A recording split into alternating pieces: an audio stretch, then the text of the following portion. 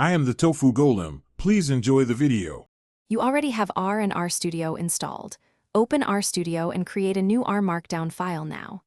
Name the file and pick an output format, such as HTML, PDF, or Word.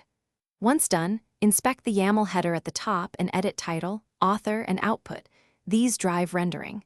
Then run the initial init to create a baseline document so you can see how code chunks and text render together. Make sure to save frequently while you edit. You will now add and configure code chunks to execute code inline.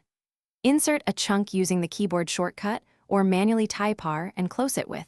Include meaningful labels and set options like echo equals true to show code or message equals false to hide package messages. Load libraries and set knitter options in the first chunk so behavior is consistent across the document.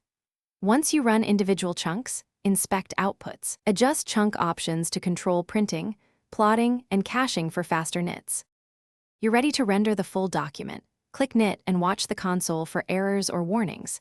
If knitting fails, read the first error line, then install any missing packages, fix file paths, or restart R and rerun from top. If output seems stale, clear caches or set cache equals false and knit again. Once the knit succeeds, review formatting and tweak YAML or chunk options to refine appearance. A single troubleshooting tip: when stuck, run chunks sequentially to isolate the failing step. Thanks for watching. Consider subscribing if we helped you today.